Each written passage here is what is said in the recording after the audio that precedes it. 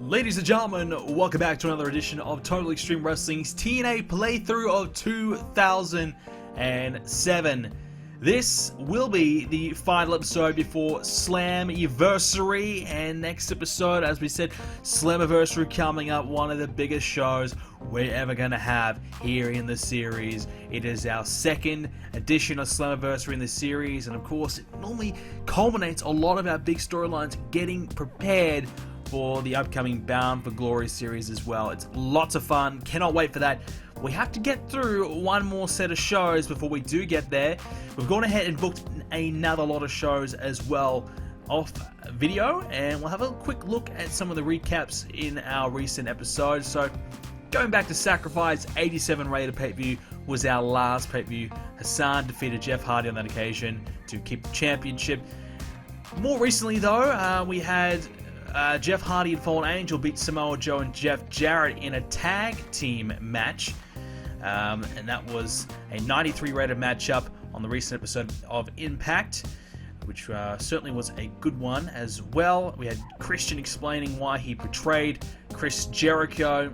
And then we followed up with Explosion, where Team 3D beat Team Canada. Abyss hyped up a match against Jeff Hardy. Melina defeated Shelly Martinez.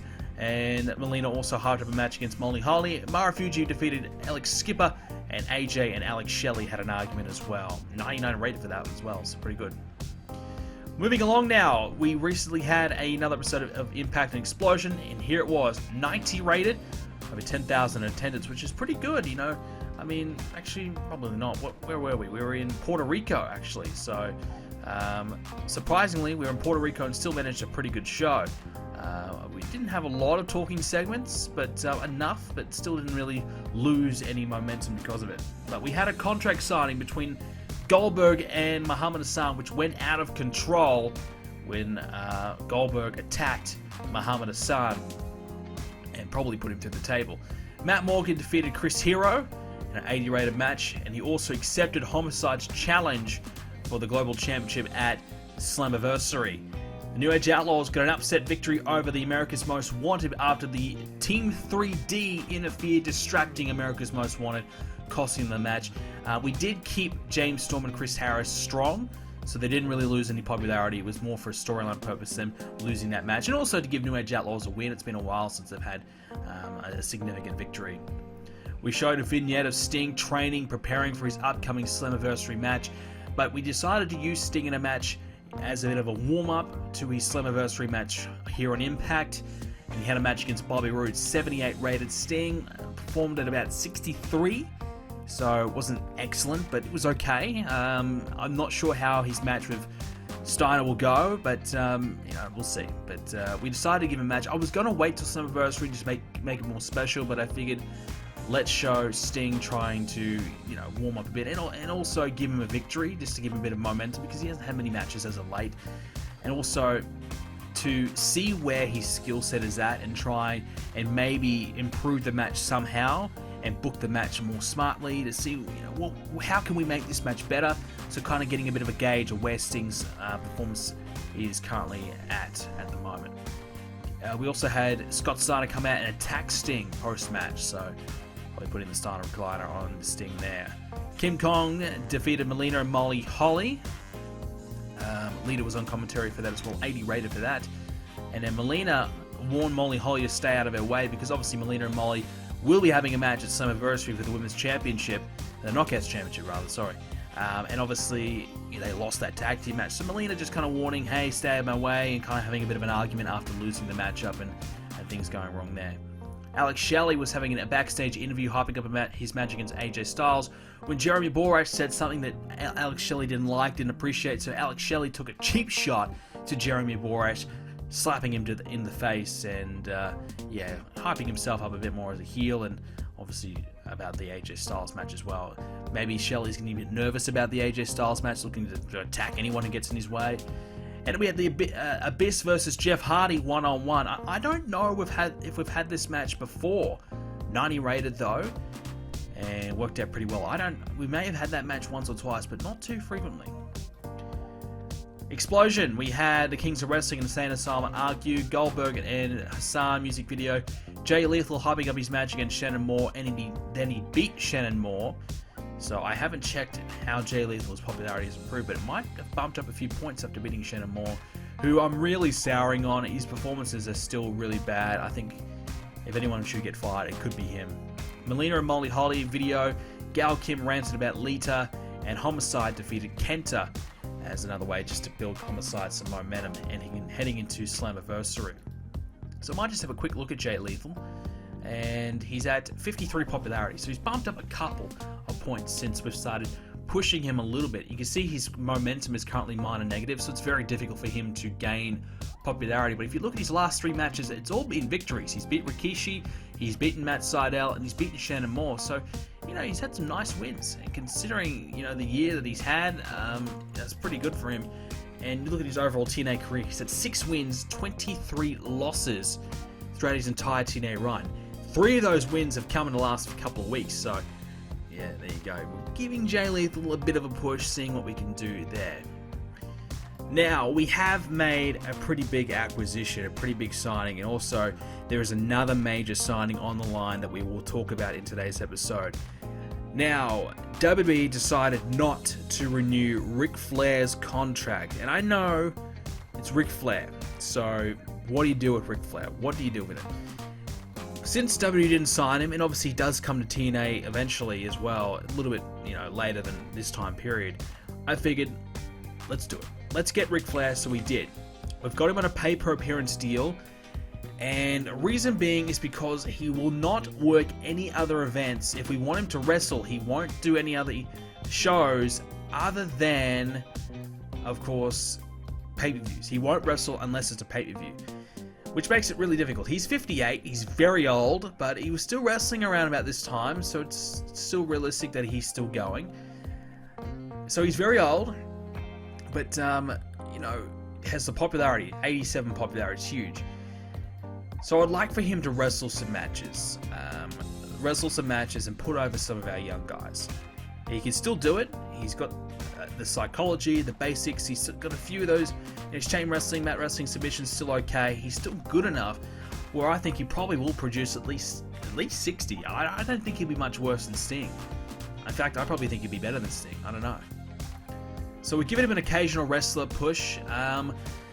But my plan for Ric Flair, I think, is to put him in the Main Event Mafia. Now, that is a stable we're looking to reform post-Slammiversary, where Sting will be the founder of it. Jeff Jarrett, Scott Steiner are the other 2 names I've thought about and considered putting in the group. And I think Ric Flair as well would be another nice acquisition and would certainly give the group a lot of star power there. Now, we don't have Booker T, we don't have Kevin Nash, a couple of the other veterans. We have to replace those names with a few others. And Ric Flair would do the job. Jeff Jarrett would definitely do the job. So I think that could be good. It could work. Now, Ric Flair, we have got him on a 1-year deal. So we might have him wrestle a few matches. And then after he's put over a few of our guys, then we might have him... we might sign him to a manager's deal, so then we can use him on a week-to-week basis as a manager and utilize his strong entertainment skills. Utilize that, and he can be the manager of the Main Event Mafia and play that role, which was probably more of Sting's role in a way as well, but it's okay. I think we can try and have Sting wrestle a little bit more, maybe Sting be featured a bit more prominently, and Ric Flair can utilize that manager role because he's a lot older. So that's my plan. That's what my current initial thoughts are and how I would like to use Ric Flair. The other piece of news is that Lashley is now officially back. So Lashley will be available for Slammiversary, and we've decided we are going to turn him heel. We're going to change his gimmick to an MMA gimmick, give him that style, that look, because he's had a successful MMA match. He has won the fight, so I figure we'll cash in on that. And I think we're going to go back to the original idea of Paul Heyman with Lashley. So what we're going to do is we're going to have Paul Heyman turn on Goldberg. He's going to turn heel, turn on Goldberg at Slammiversary.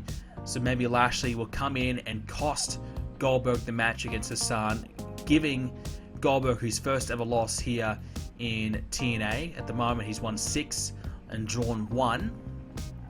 So he hasn't lost a match, giving Goldberg his first ever loss and costing him a chance for the World Championship and starting up that rivalry from there, with perhaps a culmination happening at Bound for Glory and what could be Goldberg's final match there. We've also edited Goldberg's contract to make it a bit more realistic that he could be in TNA, so we're giving him a $125,000 deal per month, which I don't know the maths of the top of my top of my head, but I think that would be close to, you know, what, $1.4 million per year, something along those lines. So that, I think, is a bit more realistic, and I think that would certainly make it, you know, more reasonable that Goldberg can be in the company. So I decided to edit that. We did the same with Chris Jericho. He's got a $1.2 million a year contract, so big money for some of the huge names we've been able to sign, and probably someone like Ric Flair as well. You might want to adjust for that as well. But the thing is, Ric Flair was unwanted by WWE, so he's a little bit more desperate for work. So maybe we could swoop in that way and kind of get him a little bit at a cheaper price. Plus, he's not wrestling at main event level. Now, that's not even the big piece of news. The real big piece of news is an issue that we even had on our other TEW playthrough of WWE 2010 on our live stream. Same thing's happened here. Brock Lesnar. Noah has offered Brock Lesnar a deal, and they're offering him a 2-year written deal, which is not a lot of money, 21 grand. He's valued at $52,000 per month here in the United States, so he's getting a really lowball offer. In Japan, he's still very popular there, but he's not getting a big deal at all. So only Noah has offered him a deal. WWE haven't offered him a deal. We haven't offered him a deal yet. I don't think I will, because for one, I like Brock Lesnar, but I just feel like we don't need him. I think we've got other wrestlers that I'd rather push and try and create into my own Lesnar type character, such as a Lashley. And competition's good. If Noah's got Lesnar, that's fine, and they can utilize him that way, that's great. And they can do whatever they want with him. The other thing as well is that we, checking, we do have a working agreement with Noah, so even if they get Lesnar, we could bring him in for a short period of time, give him 10 dates, 10 appearances, and he could work Bound for Glory for us if we wanted him to, and have a match, a top level, high, you know, biggest match possible in TNA. Maybe he works Abyss, or, you know, maybe Lashley one day, I don't know, but we could use him even if Noah does get him, so it's not the end of the world. I don't think Lesnar and TNA is a realistic thing, but if TNA did reach the size that we've managed to get it to, national size, anything's really possible, isn't it? Let's say TNA was on the level of a WCW, anything is really possible. So a lot of these things that we're saying now would never have happened, it probably would have. In an alternative universe, it probably would have happened if TNA was this size. And Lesnar was still wrestling, I think, maybe just entering UFC around at this time. So, you know, these types of things are kind of possible. And some of these bigger names that are currently not available, you know, we probably could have signed. You know, so why not? I don't think The Rock would have come or anything like that, but if someone like Lesnar, who's disgruntled at WWE and didn't want to work the schedule, he could come in and work a much lighter schedule in TNA. It's a type of thing that is very possible. So if Noah does get him, that's a really, really good deal that they've got him in for. Just the $21,000 when he's valued at 52 grand. That's a killer deal. A really, really big deal. And I would have liked to have seen WWE give him a deal, but I guess the fact that Vince doesn't like Lesnar and Lesnar doesn't like Vince is probably why WWE never offered him any contracts. So that's kind of disappointing, but it is what it is. We also brought Dusty Rhodes back. He technically retired in our game and left the wrestling business, but we all know he never left it. So I didn't change that and fix that for a long time, but I kind of forgot about it, but I realized, let's do it. I was kind of looking at Cody Rhodes and thought of Dusty. So we're going to bring back Dusty, and we're going to bring him back as a developmental trainer, most likely. So I've offered him a contract as well. I think that would work out pretty well. And some of the other legends, I'm kind of thinking about bringing in some legends to work in our developmental and kind of work with our young guys. I'm just trying to analyze and take a look at who we possibly could bring in. Maybe the Boogeyman, but he's not really that good. Everyone else is kind of done or retired out of this group of guys. So yeah, probably no one there that we really would think about. We did bring in Hardcore Holly. I don't know if I showed you guys that last episode, but we did sign Hardcore Holly, who's got 65 popularity, which is pretty decent. For Perry Saturn, I feel like we might keep him. We did kind of analyze him, and I feel like we might keep him down there. So I'm going to give him another, let's give him 9 months.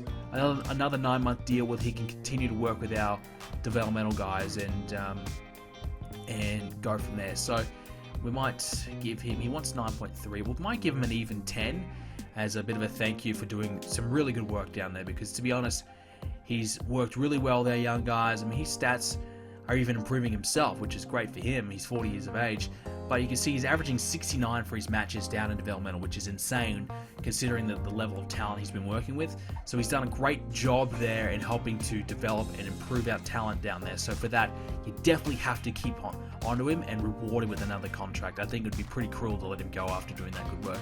Hardcore Holly can now join that as well. He might even end up winning a championship, which is okay. And he's got some better popularity and some good in-ring skills, so he might have some good matches down there as well, which is the plan, which is the key. Mix in some of the super young. We've got a lot of young guys down there, but if we add in a couple of veterans just to help out and kind of learn and develop these guys, it will work out pretty well. So that's the plan. And as for Cody Rhodes, he keeps begging me, please bring me to the main roster.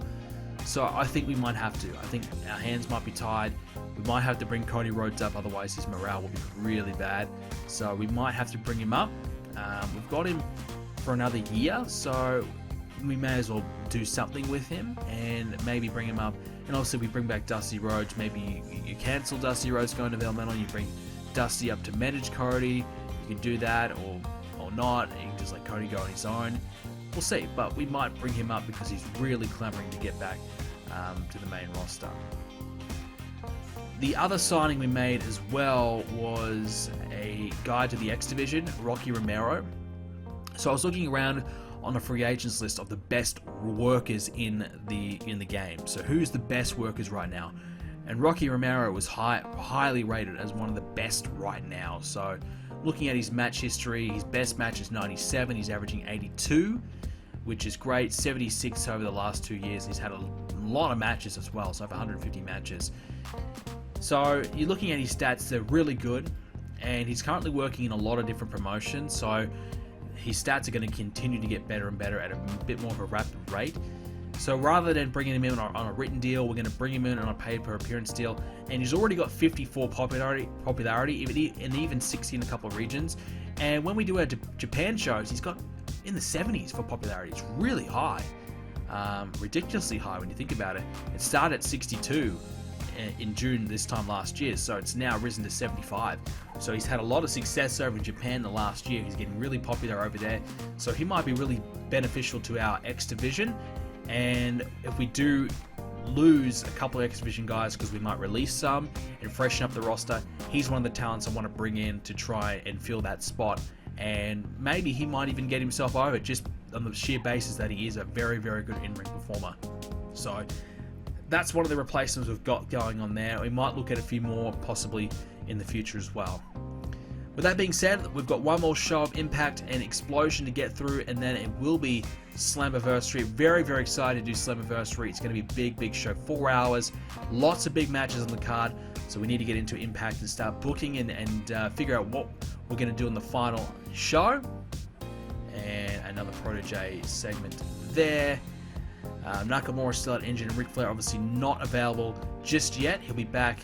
He'll be available in about 20 days when his WWE contract officially ends. And let's hope WWE doesn't bury Ric Flair.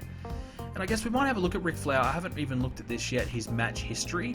So he's averaging 82 this year. And last year he averaged 82 as well. So that's consistent over the last 2 years.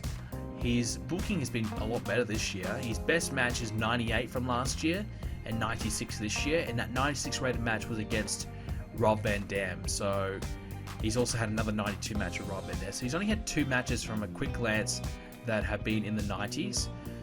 So he's more around that 80 mark. So he's around 80. He only had an 81 rated match with Eddie Guerrero, for example. So that's not that promising. Kurt Angle could only get 81 out of him as well on a pay-per-view. So Ric Flair might be wrestling around the 60 mark, but WWE does more focus on popularity, so I'm not sure what went wrong there. But he's been pushed as a main event talent in the WWE, so he's certainly been pushed quite nicely. And has he won any championships? He's won the Intercontinental Championship in September. Well, he had the Intercontinental Championship when the game started. He lost it in April, so there you go. But so Ric Flair's not doing too bad. So we have him have a few matches. It might not be the end of the world. But we're going to go ahead, book Impact, and we'll show the results. So this week's Impact's results, we had Shelly Martinez versus Taylor Wilde on the pre-show. We had Martinez pick up the victory. We opened the show up with Chris Jericho and Christian Cage with a face-to-face confrontation, getting pulled apart from various wrestlers in the back coming out to help out and stopping these two from beating the crap out of each other, essentially. And that was, of course, Jericho's first appearance since getting beaten up by Christian at Sacrifice. Low Key versus Alex Shelley. The match dragged at the end as it was too long for the workers to keep an all-out pace going. Okay. So we tried to make this a epic match. I think it was it a spectacle or something like that? We tried to make this a big match. It might have been Steal the Show, actually. Sorry, yeah, Steal the Show. Only 77. I figured these two guys, great workers, may be able to pull it off, but we just gave it a couple of extra minutes too long by the looks of it. We weren't able to really make it that great. Low Key 85, Shelley 87, and Shelley did pick up the victory with Styles and commentary as well. AJ tried to shake the hand of Alex Shelley after the matchup, but Shelley was having none of it and refused. We then had Sting and Scott Steiner basically in the ring, reflecting about their WCW careers together and kind of chatting about that and chatting about their run and their legacy. And then also a bit of trash talking about their match against Slammiversary. Basically, the two going back and forth, talking about what's going to happen to Slammiversary, who's going to win, things like that. So just having a regular promo discussing a matchup there, but also kind of reminiscing a little bit as well. And that was a way just to kind of hype up the match between the two and kind of make it more of a bigger match considering the history involved. Melina versus Sarita, 76. First time we've done this matchup. Melina 82, Sarita 64. Not bad from Sarita. Muhammad Hassan was laughing off the threat of Goldberg, not really worried about him at all. I don't know if that's a smart idea. Here's a match. The Addiction versus Jeff Jarrett and Samoa Joe. I figured this would be a good one. We only gave it, and ended up only being 15 minutes long. 98 rated. Fallen Angel 90. Kazarian, I was worried about him stepping up, but he did. 83. Joe 90. Jeff Jarrett 92. But you'd have to think, okay, why did it get 98? But I guess the storyline hit for the King of the Mountain was really solid. It even was penalized for the short match length. If this match had had a few more minutes, God, who knows? Everything about this, the dirt sheet was positive, except for the fact it was penalized for a short match length. And I didn't feel like it needed any more minutes. We tried to make it a car crash, so more of a brawl-based match. So because of that, I felt like, it was important that it did have a couple of minutes shaved off of it. To get 98 though, you got to be happy with that. That's a really good performance, and no surprise. I guess you would probably think about it this way: three guys in this match, Angel, Jarrett, and Samoa Joe, probably the three best workers we have in the entire company. In the one match, it's always going to be pretty good. Didn't think that good though. Paul Heyman and Goldberg, 91 rated as Goldberg's getting hyped up by Heyman about the Hassan match. And oh my goodness, another big match on the show. Wow, this could be one of our biggest, maybe this could be even our best Impact ever. Wow, here we go. So Hassan versus AJ Styles. We've done this match 1 year ago or something like that. It might have been in the Bound for Glory series. It was, I think, rated 92, I think I read. So I looked at it and went, okay, it's been a year. Hassan's developed a lot more. I think he can do better. Muhammad Hassan, 96 rated performance. If you're ever wondering why I'm pushing Muhammad Hassan, there's your answer. 96. He's outworked AJ Styles. He's had a better performance than AJ. I mean, who the hell can say they had a better match than AJ Styles? There you go. 97. And we haven't had these two guys work in a long time. We had Shelley interfere as well. We had Heyman on commentary to develop the Hassan and Goldberg storyline. And obviously Shelley interfering, attacking AJ Styles, costing him the match. There you go. So a great match up there. And after the match, we had Goldberg spear Hassan and celebrate with the crowd after the match up there as well. 90 rated. Overall, 96. 96. That's big. That is big. Now it's a perfect way to head into Slammiversary. We've had a string of really good shows. We've done it again. We've had another great one. We're on fire. We're really on fire here. Heading into Slammiversary, we're having the best shows we've ever had right now. It's excellent to see. Part 2 has had a body change. That's Umaga. He's still in WWE, working as Jamal, not as Umaga yet. And everything else, we don't really need to worry about. Oh yeah, Rikishi also left as well. That was the other thing I kind of failed to mention. We had 8.84 TV rating. That's pretty big as well. So we've got Explosion, then we're at Slammiversary. It's really looking good now. We are really on track. We're doing very, very well at the moment. And AJ Styles had a great match. His popularity approval. He's getting towards 90s, going really up there. We've had a great job in the last 6 months or so developing AJ Styles. Hassan, what a match he's had. And let's look at Hassan's history.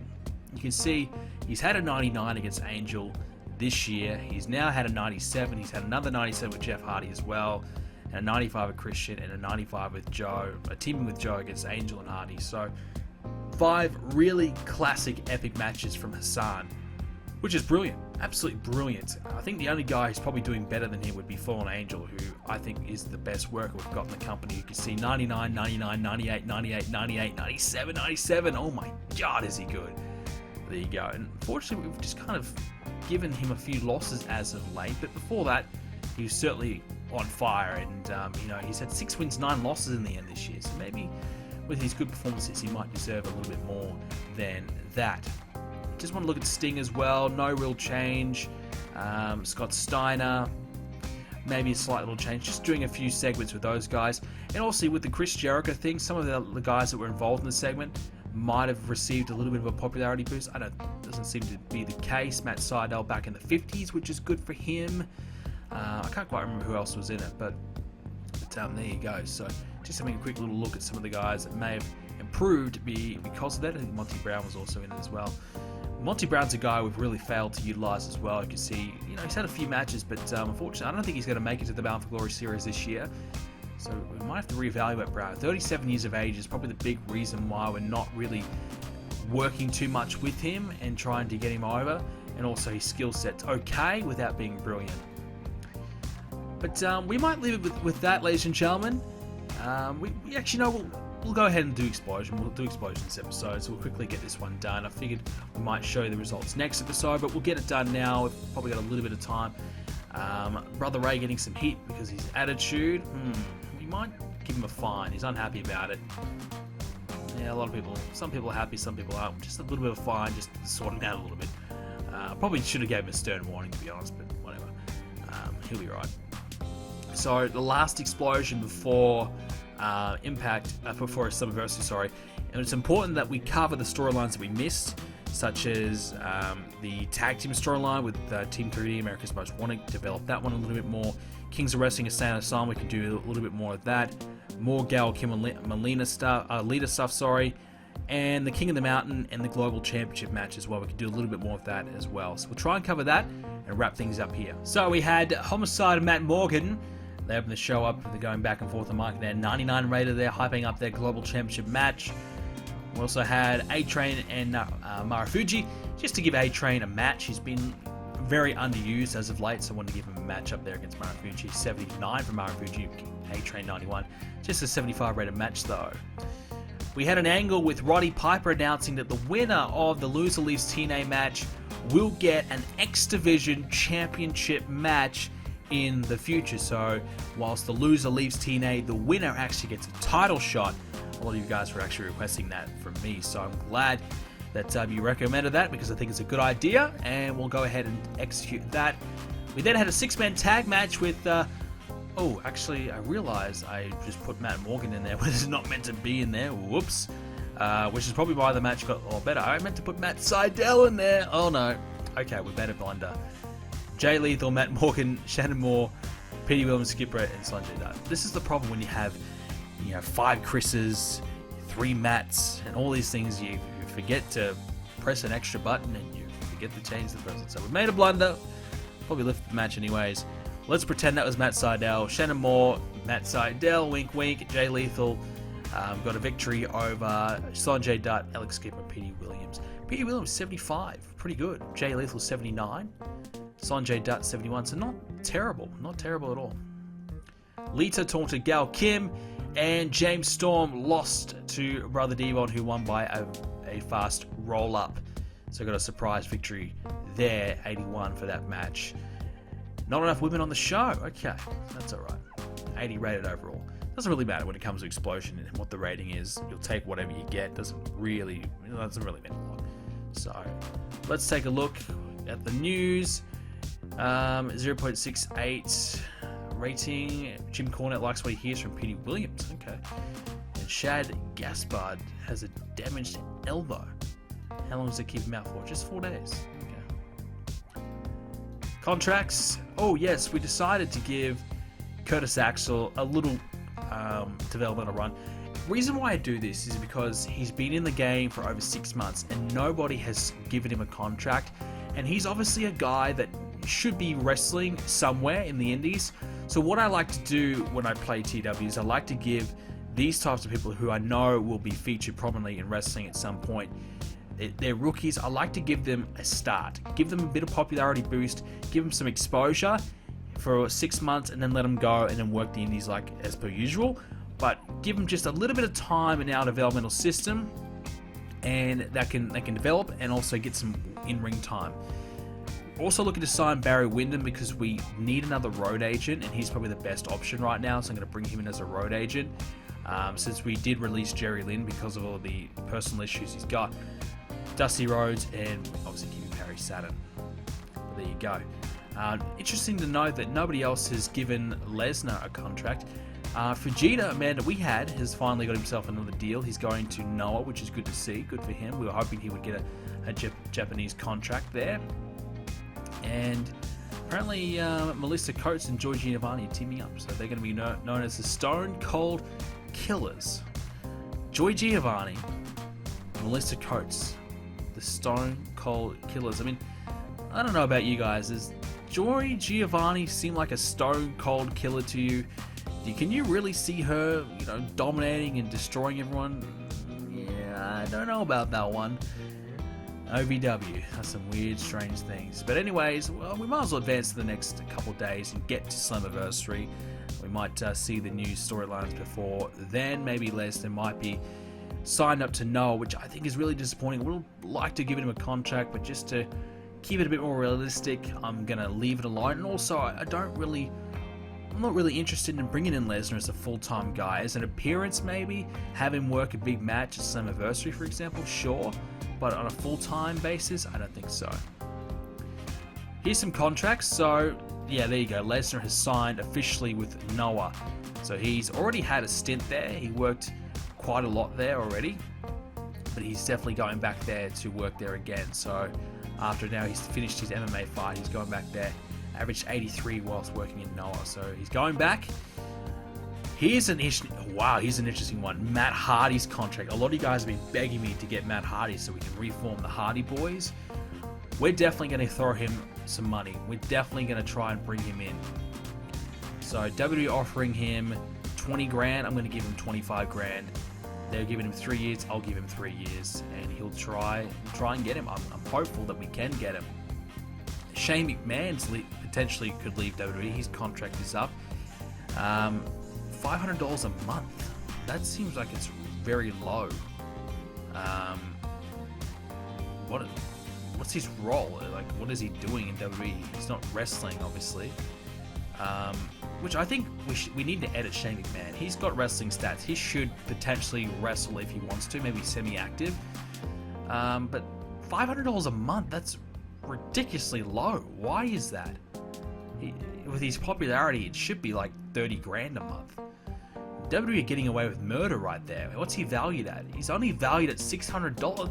That's really... I'm going to have to edit Shane McMahon. That's very odd. Dean Malenko, he's a road agent. He would be a very good road agent, but I'm going to let him stay with WWE. And Noah has offered Carl Anderson a contract. Is it a written deal? Yes, it is. So Anderson could be heading to Noah on a written basis.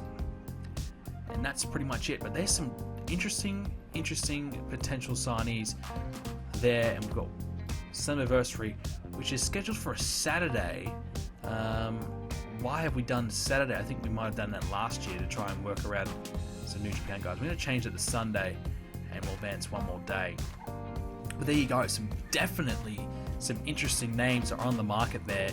Shane McMahon, he needs to be edited. He should have some wrestling stats, and also he needs to be worth a little bit more than not much at all. Scott Hall looks like he might be leaving the NWA. That's interesting. I'm not going to touch him though. WWE have given a counter offer to Matt Hardy, no surprise, and 26 grand 4 years. So we'll try and push the limits here. Give him a 5-year deal, 25 grand. Oh, Dixie's not working with us at all here. She's going to make it difficult. We'll say never lower than mid-carder, and 20% per event, and that will be enough. So he's happy with that. So we've given him a good counter offer there. Be awesome to bring in Matt Hardy and have the Hardy Boys as a tag team in their prime in TNA. That would be huge for us, absolutely huge. So let's see if we can make it happen. We might have Dusty Rhodes come in as a manager. Let's see if we can make that happen, and we'll keep Perry Saturn. And next up will be Slammiversary. So with that being said, ladies and gentlemen, that's all we have time for this edition of Total Extreme Wrestling. I hope you enjoyed it. If you did, leave a like on it. As always, 100 likes equals another episode. And Slammiversary will be coming up next. It's going to be a big one. So make sure you drop a like on it for me. Subscribe to see Slammiversary, which will be coming up next. Hope you enjoyed it. See you next episode.